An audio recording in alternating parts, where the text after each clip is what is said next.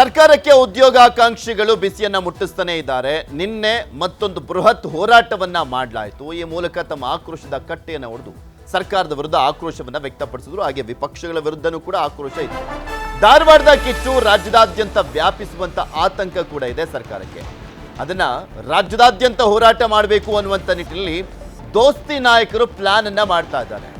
ರಾಜ್ಯದಾದ್ಯಂತ ಹೋರಾಟವನ್ನ ತೀವ್ರಗೊಳಿಸಲಿಕ್ಕೆ plan. Budget ಅಧಿವೇಶನಕ್ಕೂ ಬೃಹತ್ ಹೋರಾಟಕ್ಕೆ ಸಿದ್ಧತೆ ಮಾಡಿಕೊಳ್ಳಲಾಗ್ತದೆ. ಬಜೆಟ್ ಅಧಿವೇಶನ ಆರಂಭ ಆಗ್ತಿದ್ದ ಹಾಗೆ ಈ ಒಂದು ವಿಚಾರವನ್ನ ಪ್ರಮುಖವಾಗಿ ಪ್ರಸ್ತಾಪ ಮಾಡಬೇಕು ಅಂತ ತಾಲೂಕು ಜಿಲ್ಲಾವಾರು ಹೋರಾಟಕ್ಕೆ ರೂಪುರೇಷೆಯನ್ನ ಸಿದ್ಧಪಡಿಸಲಾಗಿದೆ. ನಾಳೆ ಅಥವಾ ನಾಡಿದ್ದು ದೋಸ್ತಿ ಲೀಡರ್ ಸಭೆಯನ್ನ ಸೇರುವಂತ ಸಾಧ್ಯತೆ ಇದೆ. ಖಾಲಿ ಹುದ್ದೆ ಎಷ್ಟು, ಭರ್ತಿ ಮಾಡಿರೋದು ಎಷ್ಟು, ಯಾವ ವರ್ಷದಲ್ಲಿ ಎಷ್ಟು ಹುದ್ದೆ ಭರ್ತಿಯಾಗಿದೆ ಅನ್ನುವಂಥದ್ರ ಬಗ್ಗೆ ಮಾಹಿತಿಯನ್ನ ಸಂಗ್ರಹ ಮಾಡ್ತಾ ಇದ್ದಾರಂತೆ. ಎಲ್ಲರದ್ದೂ ಕೂಡ ಎಲ್ಲ ಪಕ್ಷಗಳದ್ದೂ ಕೂಡ ಪಳ್ಳು ಭರವಸೆನೇ ಇಲ್ಲ. ಬರೀ ಭರವಸೆಯಾಗಿ ಉಳ್ಕೊಳ್ತಾ ಇದೆ ಬಿಟ್ರೆ ಈಡೇರ್ತಾ ಇಲ್ಲ. ಸರ್ಕಾರಕ್ಕೆ ಬಿಸಿ ಮುಟ್ಟಿಸ್ಲಿಕ್ಕೆ ದೋಸ್ತಿಗಳು ಕೂಡ ಪ್ಲಾನ್ ಮಾಡ್ಕೊಂಡಿದ್ದಾರಂತೆ. ರಾಜ್ಯದಾದ್ಯಂತ ಹೋರಾಟಕ್ಕೆ ದೋಸ್ತಿಗಳ ಸಿದ್ಧತೆ, ಸರ್ಕಾರವನ್ನ ಇಕ್ಕಟ್ಟಿಗೆ ಸಿಕ್ಕಾಕ್ಸಲಿಕ್ಕೆ ಈ ರೀತಿಯಾಗಿ ರಣತಂತ್ರವನ್ನ ಮಾಡ್ತಾ ಇದ್ದಾರೆ. ಇದಕ್ಕೆ ಕೌಂಟರ್ ಕೊಡ್ತಾ ಇರುವಂಥದ್ದು ಕಾಂಗ್ರೆಸ್ ಏನಪ್ಪಾ ಅಂದ್ರೆ, ನಾವು ನೇಮಕಾತಿ ಮಾಡಲಿಕ್ಕೆ ಮುಂದಾಗಿದ್ದೀವಿ, ಬಜೆಟ್ನಲ್ಲಿ ಅದನ್ನ ಘೋಷಣೆ ಮಾಡ್ತಾ ಇದ್ದಾರೆ, ಆ ವಿಚಾರ ಗೊತ್ತಾಗ್ಬಿಟ್ಟು ಕ್ರೆಡಿಟ್ ಅನ್ನ ತಗೊಳ್ಳಕ್ಕೆ ವಿಪಕ್ಷಗಳು ಮುಂದಾಗ್ತಾ ಇದ್ದಾವೆ ಅಂತ ಹೇಳ್ತಾ ಇದ್ದಾರೆ. ನಿನ್ನೆ ಜೋರಾಗಿ ನಡೀತು ಹೋರಾಟ, ಪ್ರತಿಭಟನೆ, ಆಕ್ರೋಶಗಳೆಲ್ಲವೂ ಕೂಡ ಭುಗಿಲೆದ್ದಿತ್ತು.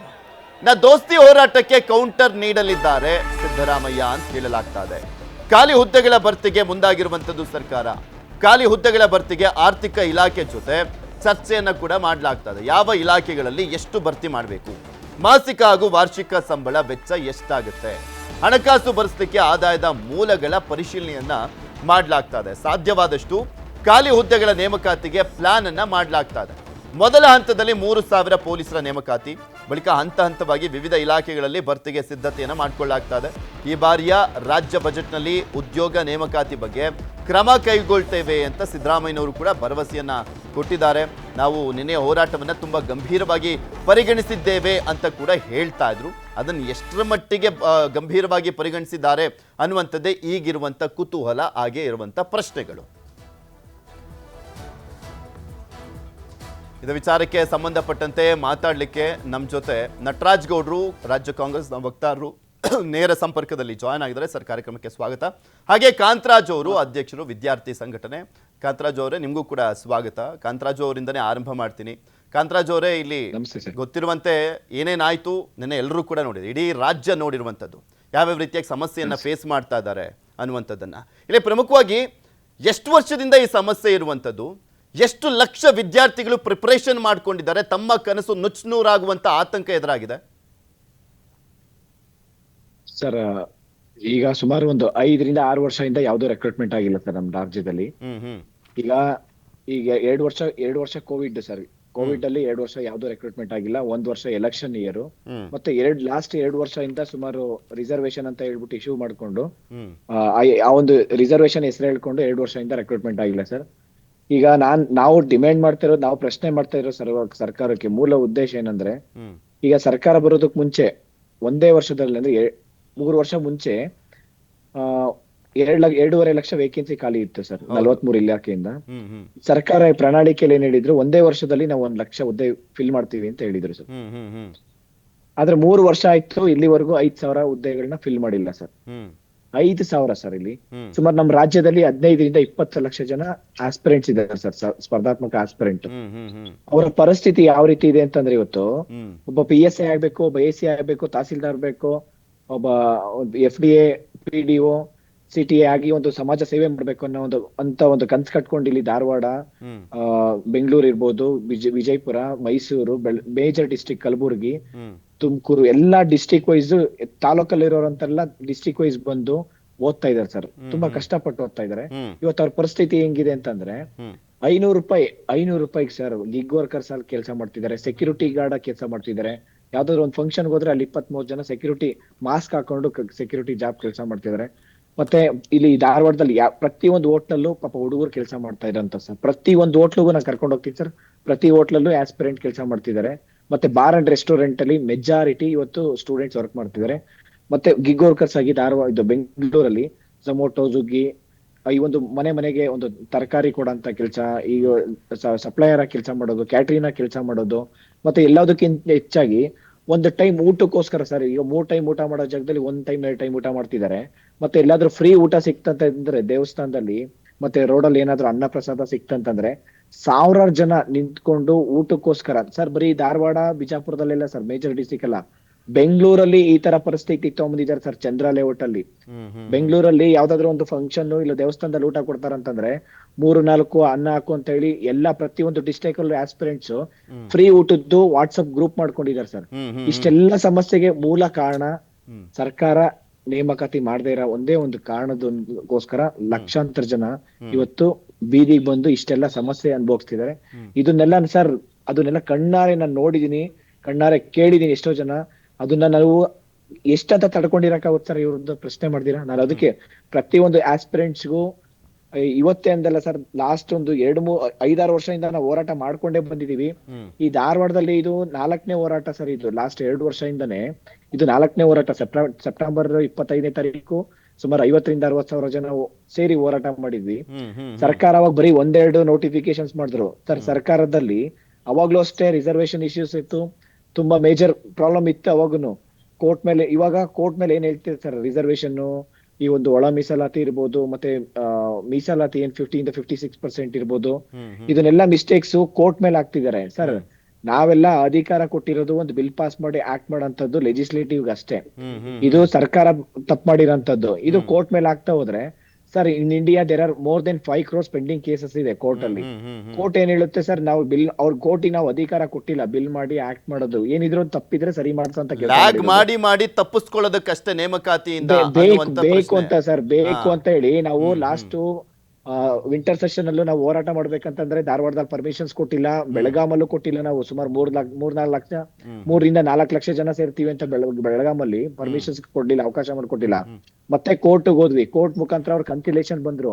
ಮನೆ ಮುಖ್ಯಮಂತ್ರಿ ಸಿದ್ದರಾಮಯ್ಯ ಸರ್ ಹತ್ರ ಕುತ್ಕೊಂಡು ಚರ್ಚೆ ಮಾಡಿ ಸುಮಾರು 1 hour ಟೈಮ್ ಕೊಟ್ಟಿದ್ರು ಸರ್. ಅವತ್ತು ಮಾತಾಡ್ದಂಗೆ ಸುಮಾರು 25 ಇಶ್ಯೂಸ್ ನ ಅವ್ರ ಹತ್ರ ಎಲ್ಲಾ ವಿದ್ಯಾರ್ಥಿಗಳ ಸಮಸ್ಯೆ ಅವರಿಗೆ ತುಂಬಾ ನೀಟಾಗಿ ಅವ್ರಿಗೆ ಗಮನಕ್ಕೆ ತಗೊಂಡ್ಬಂದಿದ್ವಿ ಸರ್. ಅವ್ರಿಗೆ ಹೇಳಿದ್ರು, ಅವತ್ತೇ ಅವರು ಹೇಳಿದ್ರು ಅಂದ್ರೆ 5 ವರ್ಷ ವಯೋಮಿತಿ ಕೊಡ್ತೀನಿ ಅಂತ ಹೇಳ್ಬಿಟ್ಟು ಅದನ್ನ 5 ವರ್ಷ ವಯೋಮಿತಿ ಕೊಟ್ಟಿದ್ದಾರೆ ಸರ್. ಅದಕ್ಕೆ ನಾವೆಲ್ಲಾ ವಿದ್ಯಾರ್ಥಿಗಳ ಪರವಾಗಿ ವಯೋಮಿತಿ ಕೊಟ್ಟಿ ನಾನು ಸುಮ್ಮನೆ 2 ತಿಂಗಳು ಏನು ಮಾತಾಡಿರ್ಲಿಲ್ಲ ಸರ್, ಹೋರಾಟ ಮಾಡಿರ್ಲಿಲ್ಲ, ಏನು ಮಾಡಿರ್ಲಿಲ್ಲ. 2 ತಿಂಗಳು ಗಡುವು ಕೊಟ್ಟಿದ್ವಿ. 2 ತಿಂಗಳು ಆದ್ರೂ ತಿರ್ಗಾ ಮತ್ತೆ ನಾವು 12ನೇ ತಾರೀಕು ಕೋರ್ಟ್ ಕೇಸ್ ಇತ್ತು ಸರ್ ರಿಸರ್ವೇಶನ್. ಬೆಂಗಳೂರಲ್ಲಿ 11ನೇ ತಾರೀಕು ಹೋರಾಟ ಮಾಡಿದ್ವಿ, ಯಾಕೆಂದ್ರೆ 12ನೇ ತಾರೀಕು ಅಟೆಂಡ್ ಮಾಡಿ ಸಾಲ್ವ್ ಮಾಡ್ಲಿ ಅಂತ ಹೇಳ್ಬಿಟ್ಟು. ಇವರು ಕೋರ್ಟ್ ಕೇಸ್ ಇದ್ರೆ ಏಜಿನಿ ಕಳ್ಸಿಲ್ಲ ಸರ್. ಇವರು ಏಜಿನ್ ಕಳ್ಸಿಬಿಟ್ಟು ಆ ಕೋರ್ಟ್ ಕೇಸ್ ಏನಿದೆ ಅದನ್ನ ಕ್ಲಿಯರ್ ಮಾಡಿದ್ರೆ ಇವತ್ತು 56,000 ವೇಕೆನ್ಸಿ ಫಿಲ್ ಮಾಡ್ತೀನಿ ಅಂತ ಹೇಳಿದ್ರೆ ಅವತ್ತು ಭರವಸೆ ಕೊಟ್ಟಿದ್ರು. ಆದ್ರೆ ನೀವು ಇಂಪ್ಲೀಡಿಂಗ್ ಅಪ್ಲಿಕೇಶನ್ ಹಾಕಿ ಅಂತ ಹೇಳಿ ನಾವು ಇಂಪ್ಲೀಡಿಂಗ್ ಅಪ್ಲಿಕೇಶನ್ ಹಾಕಿದ್ವಿ. ಸರ್ಕಾರದಿಂದ ಒಬ್ರು ಸರ್ AGBD ಸರ್ ಒಂದು ಜೂನಿಯರ್ ಅಡ್ವೊಕೇಟ್ ಬಂದು ಶಾರ್ಟ್ ಡೇಟ್ ತಗೊಂಡಿಲ್ಲ, ಅವತ್ತು ಕೇಸು ಪಾಸ್ ಓವರ್ ಆಯ್ತು. ಮಧ್ಯಾಹ್ನ ಬಂದೇ ಕೇಸ್ಗೆ ಮತ್ತೆ ಬೆಂಚಿಗೆ ರೀಚ್ ಆಗಿಲ್ಲ case number. At least within 2 days ಇವರು ಒಂದು ಮೆಮೊ ಇದು ಅಪ್ಲಿಕೇಶನ್ ಕೋರ್ಟ್ ಬಂದು ಸರ್ ಶಾರ್ಟ್ ಡೇಟ್ ಕೊಡಿ ಅಂತ ಹೇಳಿದ್ರೆ 100% ಕೋರ್ಟ್ ಅಲ್ಲಿ ಕೊಡ್ತಿದ್ರು ಸರ್. ಯಾಕೆಂದ್ರೆ ಸರ್ ಈಗ ಜುಡಿಷಿಯರಿ ನೋಡ್ತಾ ಇರೋದು ಸರ್ ರಾಜ್ಯದಲ್ಲಿ ದೇಶದಲ್ಲಿ ಏನ್ ಆಗ್ತಾ ಇದೆ ಅಂತ ಹೇಳ್ಬಿಟ್ಟು. ಮೊನ್ನೆ ಸುಪ್ರೀಂ ಕೋರ್ಟ್ ನಲ್ಲೂ ಚೀಮಾರಿ ಹಾಕಿದ್ರು ಸರ್, ನೀವು ಫ್ರೀ ಬೀಸ್ ಕೊಡೋ ಬದಲು ಎಂಪ್ಲಾಯ್ಮೆಂಟ್ ಕ್ರಿಯೇಟ್ ಮಾಡಿ ಅಂತ ಹೇಳಿ. ಇಷ್ಟೆಲ್ಲ ಆಗ್ಬೇಕಾದ್ರೆ ಒಂದು ವಿತಿನ್ 2-3 days ಅಲ್ಲಿ ಇಟ್ಕೊಂಡು ಇವರು ಸಾಲ್ವ್ ಮಾಡ್ಬೋದಾಯ್ತು ಸರ್. ಮಾರ್ಚ್ 2ನೇ ತಾರೀಕು ಇವರು ಡೇಟ್ ತಗೊಂಡಿದಾರಂತೆ ಸರ್. ಮಾರ್ಚ್ 2ನೇ ತಾರೀಕು ಡೇಟ್ ಕೊಟ್ಟಿದ್ದಾರೆ. ನಟರಾಜ್ ಗೌಡ್ರು ಕೂಡ ಇದ್ದಾರೆ. ನಟರಾಜ್ ಗೌಡ್ರೆ, ಅವ್ರ ಸಮಸ್ಯೆಯನ್ನ ಕೇಳಿಸ್ಕೊಳ್ತಾ ಇದ್ದೀರಾ? ಇದು 5-6 ವರ್ಷದಿಂದ ಇರುವಂತ ಸಮಸ್ಯೆ. ನಿಮ್ಮ ಪ್ರಣಾಳಿಕೆಯಲ್ಲಿ ಭರವಸೆಯನ್ನ ಕೊಟ್ಟಿದ್ರಿ, ಮತಕ್ಕೋಸ್ಕರ ಮಾತ್ರ ಭರವಸೆ ಸೀಮಿತ ಆಯ್ತಾ? ಇವ್ರ ಕಷ್ಟ, ನೋವು, ಅಳಲು ಯಾವುದು ಕಾಣಿಸ್ತಾ ಇಲ್ವಾ? ಇದ್ರಲ್ಲೂ ರಾಜಕೀಯನ? ಯಾವಾಗ ಭರವಸೆ ಈಡೇರೋದು? ಅವ್ರ ಕನಸುಗಳು ನನಸಾಗೋದು? ಈಗ ಪೃಥ್ವಿರಾಜ್ ಒಳಗೆ ಏನಂದ್ರೆ, ಇದು ವಿದ್ಯಾರ್ಥಿಗಳು ಏನು ಸರ್ಕಾರಿ ನೌಕರಿನಲ್ಲಿ ನಿರೀಕ್ಷೆಯಲ್ಲಿದ್ದಾರೆ, ಅವ್ರ ಪರವಾಗಿ ರಾಜ್ಯ ಸರ್ಕಾರ ಇದೆ. ನಮಗೂ ಕೂಡ ಸಂವೇದನಾಶೀಲರಾಗಿ ಮುಖ್ಯಮಂತ್ರಿಗಳು ಕೂಡ ರೆಸ್ಪಾಂಡ್ ಮಾಡಿದ್ದಾರೆ ಎಲ್ಲಾ ಸಮಯದಲ್ಲೂ ಕೂಡ. ನೋಡಿ, ಈ ಸರ್ಕಾರ ಬಂದ ಮೇಲೆ 2021ರಲ್ಲಿ ಏನು 402 PSIಗಳದ್ದು ಏನು ನಿಂತಿತ್ತು ಅನುಮೋದನೆ ಆಗಿ ನೋಟಿಫಿಕೇಶನ್ ಆಗಿ, ಆಮೇಲೆ 2022ರಲ್ಲಿ PSI ಹಗರಣ ಆಗಿ 454 ಏನು 545 ಏನು PSI ನಿಂತಿತ್ತು, ಅದನ್ನ ಕೂಡ ಈಗ ಬಂದು ಭರ್ತಿ ಮಾಡಿ ಅವ್ರಿಗೆ ತರಬೇತಿ ಕೊಟ್ಟು ಅವರಿಗೆ ಆಲ್ರೆಡಿ 2 ಕಂಪ್ಲೀಟ್ ಆಗಿದೆ. 2.5 ವರ್ಷಗಳಲ್ಲಿ ಈ ಒಳ ಮೀಸಲಾತಿಯ ವಿಷಯ ಇದ್ರೂ ಕೂಡ ಸುಮಾರು 40,000 ನೇಮಕಾತಿಯನ್ನ ಮಾಡಲಾಗಿದೆ ವಿವಿಧ ಇಲಾಖೆಗಳಲ್ಲಿ. ಅದು ಆರೋಗ್ಯ ಇಲಾಖೆನಲ್ಲಿ 2024ರಲ್ಲಿ 2000 ಇವಾಗ ಕಳೆದ ಸರ್ ಒಂದ್ ಸ್ವಲ್ಪ ಮಾಹಿತಿ ತಿಳ್ಕೊಂಡು ಹೇಳಿ ಸರ್. ನಾನು ಇಲ್ಲೇ ಕುತ್ಕೊಂಡಿದ್ದೀನಿ, ಸುಮ್ನೆ ಸುಳ್ಳು ಹೇಳ್ಬೇಡಿ. 5,000 ವೇಕೆನ್ಸಿ ಫಿಲ್ ಆಗಿಲ್ಲ. ಕಾಂತರಾಜು ನಿಮ್ಗೆ ಗೊತ್ತಿಲ್ಲ ಅಂದ್ರೆ ಮಾಹಿತಿ ಕೇಳಿ. ಈಗ ಸರ್ ನೀವು ಮಾಹಿತಿ ಹೇಳಿ, ಯಾವ ಇಲಾಖೆ ಹೇಳಿ, ಹಂಗೆ ನಿಮ್ಗೆ ಹೇಳಿ ಸರ್. ಮಾಹಿತಿ ಇಲ್ಲ ನನ್ನ ಕೇಳಿ, ನಾನು ಹೇಳ್ತೀನಿ ನಿಮಗೆ ಆಯ್ತು, ಮಾಹಿತಿ ನೋಟಿಫಿಕೇಶನ್ ತೋರಿಸಿ ಸರ್, ನೋಟಿಫಿಕೇಶನ್ ತೋರಿಸಿ ನಿಮ್ಗೆ. ಸರ್ ಸುಮ್ನೆ ಹೇಳ್ಬೇಡಿ, ನಿಜ ಹೇಳ್ತೀನಿ ಕೇಳಿ, ಮತ್ತೆ ನಿಮ್ ಹೆಸರು ಹಾಳಾಗುತ್ತೆ, ನಿಮ್ಗೊಂದು ಗೌರವ ಇರುತ್ತೆ. ಹೋಗ್ಬೇಡಿ, ನೀವು ಬೃಹಸ್ಪತಿ ಅಲ್ಲ, ನೀವು ನಾನ್ ಮಾತು ಕೇಳ್ಕೊಳ್ಳಿ, ನೀವು ಕೇಳಿ. ಸರ್ ಬೃಹಸ್ಪತಿ ಅಂತ ನಾನು ಹೇಳ್ತಾ ಇಲ್ಲ, ಅರ್ಥ ಮಾಡ್ಕೊಳ್ಳಿ. 5,000 ವೇಕೆನ್ಸಿ ಫಿಲ್ ಆಗಿಲ್ಲ ಅಂತ ನಾನು ಇವಾಗ್ಲೂ ಹೇಳ್ತಾ ಇದ್ದೀನಿ. ನಾನು ಚಾಲೆಂಜ್ ಮಾಡ್ತೀನಿ. 40,000 ಅಂದ್ರಲ್ಲ, 40,000 ತೋರಿಸಿ ನೋಡೋಣ. ಫಿಲ್ ಆಗಿದೆ ಅಂತ ಕೇಳ್ತಾ ಇದಾರೆ ಅವರು. ಕೇಳ್ಕೋಬೇಕು, ಅದನ್ನೇ. ಈಗ ಮಾಹಿತಿ ಇಲ್ಲ ಕೇಳಿ ತಗೋಬಹುದು, ಅದ್ರಲ್ಲಿ ತಪ್ಪೇನಿಲ್ಲ. ಎಲ್ಲ ಸರ್ ಮಾಹಿತಿ ಎಲ್ಲ ಹಂಗೆ ಹೇಳಿ, ನಿಮಗೆ ಗೊತ್ತಲ್ಲ. 40,000 ಹೇಳಿ, ಹಾಗೆ ಹೋಗ್ಲಿ, ನಾನು ಕೇಳ್ತೀನಿ. ಕೇಳಿಸ್ಕೊಳ್ ತಗೊಳ್ರಿ, ಹೇಳಿ ಸರ್. ಬರ್ಕೋತಾ ಇದ್ರ ನೀವು, ಯಾಕೆ ಬಾಯ್ ಹೇಳಿ, ಆಯ್ತು. ಕೇಳಿ, ನಿಮ್ಗೆ ಮಾಹಿತಿ ಇಲ್ಲ, ಮಾಹಿತಿ ಕೇಳಿ ತಗೊಳ್ಳಿ, ಅದ್ರಲ್ಲಿ ತಪ್ಪಿಲ್ಲ, ಆಯ್ತಾ? ಕೇಳ್ತವಣದಲ್ಲ, ನೀವ್ ಹೇಳಿ, ನಾನ್ ಕೇಳ್ತವಣಲ್ಲ. ನೀವು ಇಲ್ಲಿಂದ ಹೇಳ್ಬಿಟ್ಟು ಆಮೇಲೆ ನ್ಯೂಸ್ ಚಾನೆಲ್ ಆಚೆ ಹೋಗಿ ಸರ್. ಸುಳ್ಳು ಅಂತ ಹೇಳಕ್ಕೆ ನಿಮ್ಗೆ ಯಾವ ಇದಿಲ್ಲ, ಅಧಿಕಾರ ಇಲ್ಲ. ನೀವು ನನಗೆ ಮಾಹಿತಿ ನನಗಿದೆ ಸರ್, ನನಗಿದೆ. ನಾನು ಹೇಳಿ ನಟರಾಜ್ ಗೌಡ್ರೆ, ಭಾರತದ ಪ್ರಜೆಯಾಗಿ ನಾನು ಕೇಳ್ತಾ ಇದ್ದೀನಿ ನಿಮ್ಗೆ. ಇಂಡಿಯನ್ ಸಿಟಿಸನ್ ಆಗಿ ನಾನು ಕೇಳ್ತಾ ಇದ್ದೀನಿ ನಿಮ್ಗೆ. ನೀವು ಬಿಜೆಪಿ ಸ್ಪೋಕ್ಸ್ ಪರ್ಸನ್ ಅಂತ ಮಾತಾಡಕ್ ಬರಬೇಡಿ. ನೀವು ಮಾಹಿತಿ ಸ್ಪೋಕ್ಸ್ ಪರ್ಸನ್ ಅಲ್ಲ, ನಾನು ವಿದ್ಯಾರ್ಥಿಗಳ ಪರವಾಗಿ, ನಾನು ಬಿಜೆಪಿ ಪರವಾಗಿ ಮಾತಾಡ್ತಾನೆ ಇದ್ದೀನಿ ನಿಮ್ಗೆ. ಕ್ಲಾರಿಟಿ ಬೇಕು ಅಂತ ಕೇಳ್ತಾ ಇದ್ದಾರೆ ಅಷ್ಟೇ. ಎಲ್ಲಿ ಈ ಮಾತು ವಾಪಸ್ ತಗೊಳ್ಳಿ ನೀವು. ಸರ್ ನೀವು ಈ ಮಾತು ವಾಪಸ್ ತಗೊಳ್ಳಿ ನೀವು. ಒಂದೇ ನಿಮಿಷ ಕಾಂತರಾಜ್ ಅವರೇ. ಸರ್ ನೋಡಿ, ಈ ಮಾತು ವಾಪಸ್ ತಗೊಳ್ಳಿ. ನಾನು ಸ್ಪೋಕ್ಸ್ ಪರ್ಸನ್ ಆಗಿ ಮಾತಾಡಕ್ ಬಂದಿಲ್ಲ ಇಲ್ಲಿ. ಸಮಸ್ಯೆಗೆ ನೀವು ಪರಿಹಾರ ಕೇಳ್ತಾ ಇರೋದಷ್ಟೇ ಇಲ್ಲಿ. ನಟರಾಜ್ ಗೌಡ್ರೆ, ನಾನು ಹೇಳ್ತಾ ಇದ್ದೀನಿ, ನೀವು ಮಾಹಿತಿ ತಗೊಳ್ಳಿ ಅಂತ ಹೇಳ್ಬೇಡಿ. ನಿಮಗೆ ಗೊತ್ತಲ್ಲ, ಹೇಳಿ, ಆಯ್ತು, ನಾನು ಕೇಳಿಸ್ಕೊತೀನಿ. ಮಾತಾಡಕ್ ಬರ್ಬೇಡಿ ನೀವು. ಒಂದೇ ನಿಮಿಷ ಸರ್, ನಟರಾಜ್ ಗೌಡ್ರೆ ಒಂದೇ ನಿಮಿಷ, ಕಾಂತರಾಜ್ ಅವರೇ ಒಂದೇ ನಿಮಿಷ. ನಾನಿಲ್ಲಿ ಬಿಜೆಪಿ ಕಾರ್ಯಕರ್ತ, ಸ್ಪೋಕ್ಸ್ ಪರ್ಸನ್ ಆಗಿ, ನಾನಿಲ್ಲಿ ಯಾವುದೇ ಲೀಡರ್ ಆಗೂ ಬಂದಿಲ್ಲ. ನಾನು ನಿಮ್ಗೆ ಒಬ್ಬ ವಿದ್ಯಾರ್ಥಿಯಾಗಿ ನಾನು ಕೇಳ್ತಾ ಇದ್ದೀನಿ. ಓಕೆ ಕಾಂತರಾಜ್ ಅವರೇ, ಅವ್ರು ಹೇಳ್ತಾ ಇದ್ದಾರೆ, ಒಂದೇ ನಿಮಿಷ. ನಿಮಗೆ ಮಾಹಿತಿ ಹೇಳಿ, ನಿಮಗೆ ಗೊತ್ತಿದ್ರೆ ಹೇಳಿ. ಈಗ ನನ್ನ ಹತ್ರ ಸುಮ್ಮನೆ ಯಾಕೆ ಸುಳ್ಳು ಹೇಳ್ತಿದ್ರೆ ನೀವು? 40,000 ಅಂತ 40,000 ಅಂತ ಎಲ್ಲಿ ಅಂತ ಹೇಳ್ತಾರಂತೆ. ಯಾವ ಇಲಾಖೆಯಿಂದ ಯಾವ ಇಲಾಖೆಯಲ್ಲಿ ಇದೆಯಾ ಅಂಕಿ ಯಾವ ಅಂಶ ಎಕ್ಸಾಮ್ ಇದೆಯಾ? ಆಗಿದೆ ಇಲ್ಲಿ? ಯಾವ 3 ವರ್ಷದಿಂದ ಯಾವ ಎಕ್ಸಾಮ್ ಆಗಿದೆ ತೋರಿಸಿ ನೋಡೋಣ. ಯಾವ ನೋಟಿಫಿಕೇಶನ್ ಬಿಟ್ಟಿದ್ದಾರೆ ನೀವು? ಈಗ ಶಿಕ್ಷಣ ಇಲಾಖೆಯಲ್ಲಿ ಯಾವ ಶಿಕ್ಷಣ ಇಲಾಖೆ? ಒಂದೇ ಒಂದು ಪೋಸ್ಟ್ ಫಿಲ್ ಮಾಡಿಲ್ಲ ಶಿಕ್ಷಣ ಇಲಾಖೆಯಿಂದ. ಶಿಕ್ಷಣ ಇಲಾಖೆಯಲ್ಲಿ ಪೋಸ್ಟ್ ಫಿಲ್ ಮಾಡಿಲ್ಲ ನೀವು. ಯಾವ ಪೋಸ್ಟ್ ಫಿಲ್ ಮಾಡಿದ್ರೆ ಹೇಳಿ ನೋಡೋಣ. ಈಗ ಅದು ಹೇಳ್ತಾ ಇದೀನಿ, ಕೇಳಿಸ್ಕೊಳ್ರಿ. ಯಾವ ಪೋಸ್ಟ್ ಫಿಲ್ ಮಾಡಿದ್ರೆ ನೋಡಿ ಶಿಕ್ಷಣದಿಂದ ಹೇಳಿ ನೋಡೋಣ. ಪೃಥ್ವಿರಾಜ್ ಈಗ ಅವ್ರಿಗೆ ನಾನು ಹೇಳಕ್ ಬಿಟ್ರೆ ಕೇಳಕ್ ಹೇಳಿ. ಕಾಂತರಾಜ್ ಅವರೇ ಒಂದೇ ನಿಮಿಷ, ಕಾಂತರಾಜ್ ಅವರೇ ಒಂದೇ ನಿಮಿಷ ತಡ್ರಿ, ಅವ್ರ ಲೆಕ್ಕ ಹೇಳಿ. ಮಾತಾಡುವಂತ್ರಿ ಕಾಂತರಾಜ್ ಅವರೇ. ಸ್ಪೋಕ್ಸ್ ಪರ್ಸನ್ ಅಂತೆಲ್ಲ ಹೇಳ್ಬೇಡಿ ನಟರಾಜ್ ಗೌಡ್ರೆ. ಸ್ಪೋಕ್ಸ್ ಪರ್ಸನ್ ಅಂತೆಲ್ಲ ಹೇಳ್ಬೇಡಿ. ಅವ್ರ ಅಸಮಾಧಾನ ಇದೆ, ಆಕ್ರೋಶ ಇದೆ. ಓಕೆ ಹೇಳಿ ನಟರಾಜ್ ಗೌಡ್ರೆ ಒಂದೇ ನಿಮಿಷ. ಕಾಂತರಾಜ್ ಅವರೇ ಒಂದೇ ನಿಮಿಷ ಜಗಳ ಆಡೋದು ಬೇಡ. ಒಂದೇ ನಿಮಿಷ. ಓಕೆ ಗೊತ್ತಾಯ್ತು, ನಾನು ಹೇಳ್ತಾ ಇದ್ದೀನಿ. ಕಾಂತರಾಜ್ ಅವರೇ ಒಂದೇ ನಿಮಿಷ. PSI ಹಗರಣ ತಡೆದು ಕರ್ನಾಟಕದಲ್ಲಿ ಯುವಕರಿಗೆ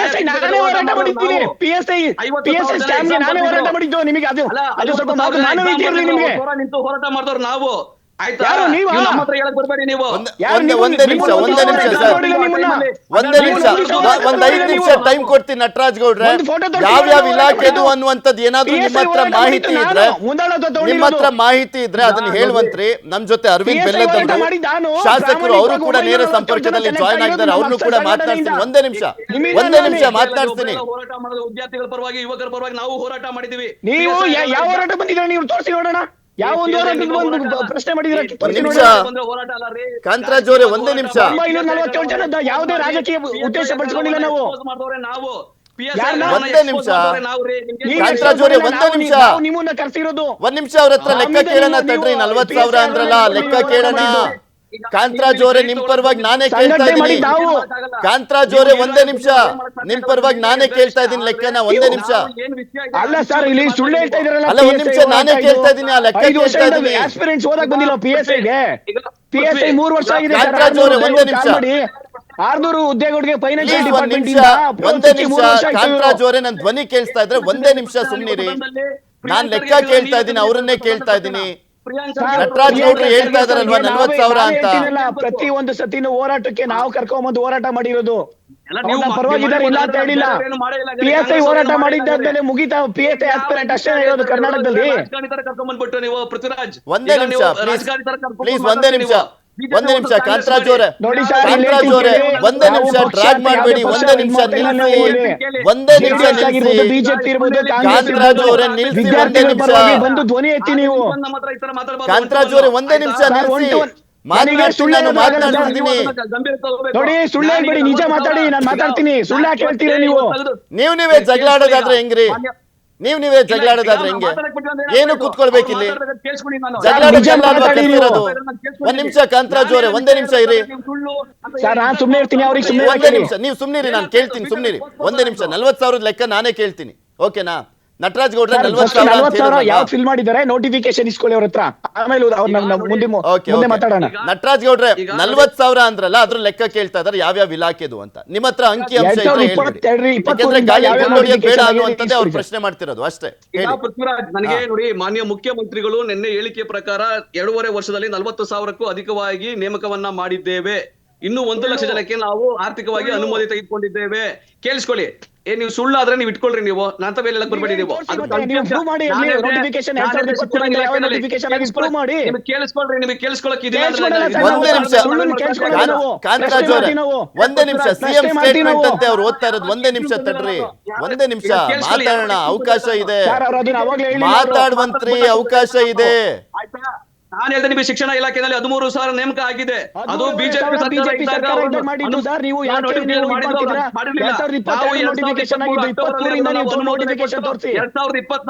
ಸಂಪೂರ್ಣ ಪರಿಪೂರ್ಣ ಮಾಡಿದ್ವಿ. 13,500 ಶಿಕ್ಷಕರ ನೇಮಕಾತಿ ಆಗಿದೆ.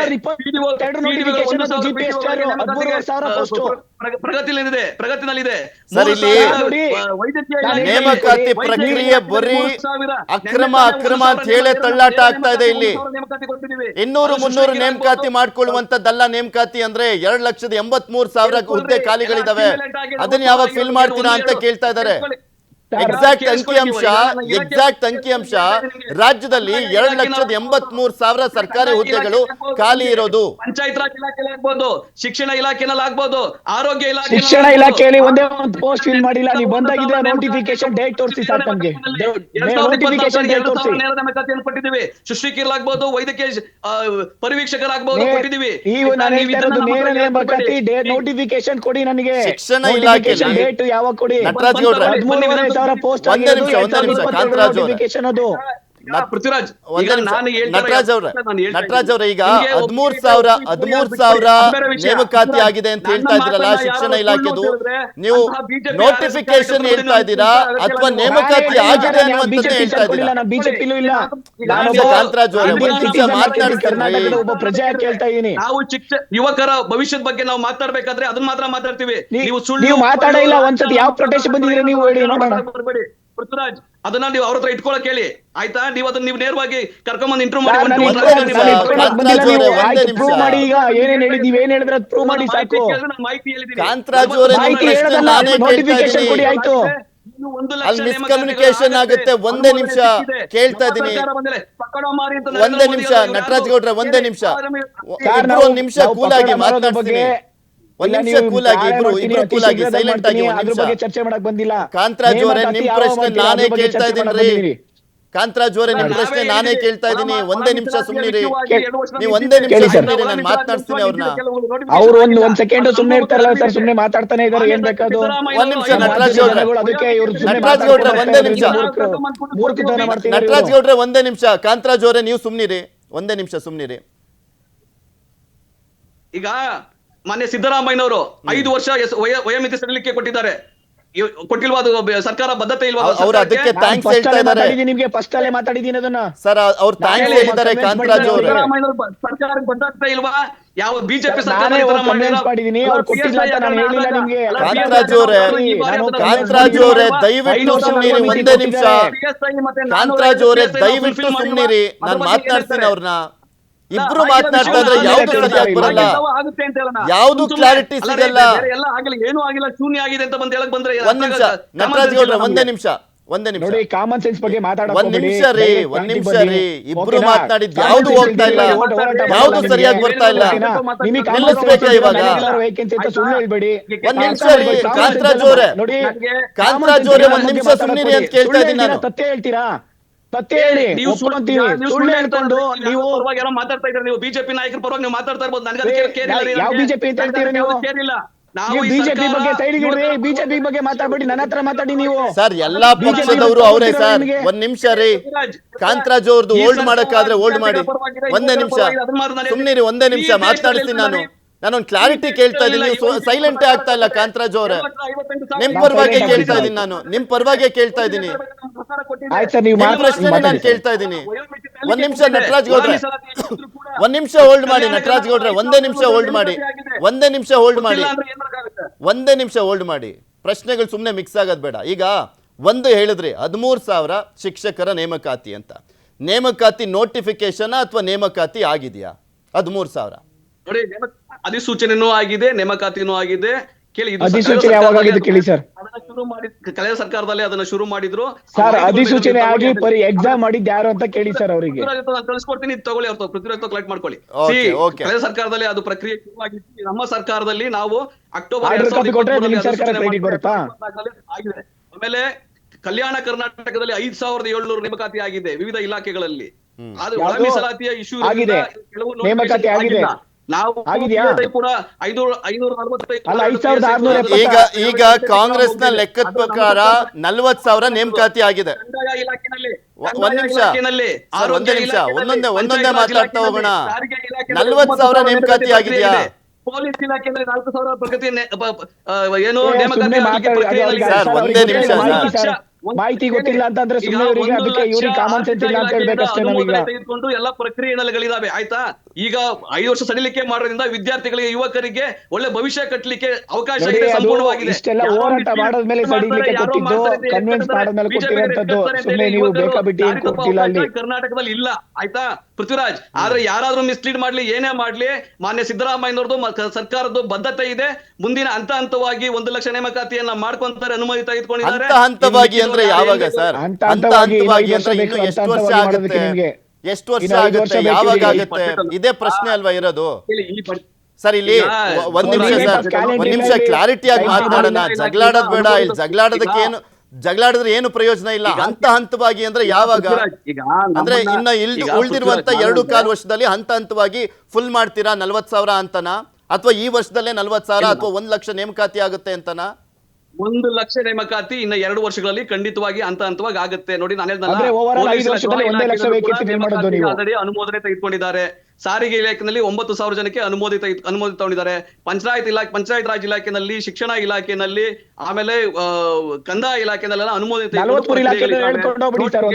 ಕ್ಲಾರಿಟಿ ಸಿಗುವಂತ ಕೆಲಸ ಆಗ್ತಾ ಇಲ್ಲ. ಅವರೊಂದ್ ಪ್ರಶ್ನೆ ಮಾಡಿದ್ರೆ ನೀವೊಂದ್ ಪ್ರಶ್ನೆ ಮಾಡ್ತಿದ್ದೀರಾ. ಇಲ್ಲೇ ನಿಲ್ಸ್ತೀನಿ ಸರ್. ಯಾಕೆಂದ್ರೆ ಅವ್ರು ಕೇಳಿದ್ರೆ ಇವ್ರು ಕೇಳಿಸ್ತೀರಾ, ಇವ್ರು ಕೇಳಿದ್ರೆ ಅವ್ರು ಕೇಳಿಸ್ತೀರಾ. ಯಾಕೆಂದ್ರೆ ಒಂದು ಕ್ಲಾರಿಟಿ ಕೊಡೋಣ ಅನ್ನೋ ಕಾರಣಕ್ಕೋಸ್ಕರ ಇದನ್ನ ಮಾಡಿದ್ದು ಅರ್ಧ ಗಂಟೆಗಳ ಕಾಲ. ಆದ್ರೆ ಅದು ಕ್ಲಾರಿಟಿ ಸಿಗ್ತಾ ಇಲ್ಲ. ನೀವು ಇಬ್ರು ಕೂಡ ಕಚ್ಚಾಡ್ತಿದ್ದೀರಾ, ಕಿರ್ಚಾಡ್ತಿದ್ದೀರಾ. Thank you sir, thank you ಇಬ್ರು ಕೂಡ ಜಾಯ್ನ್ ಆಗಿದ್ದಕ್ಕೆ.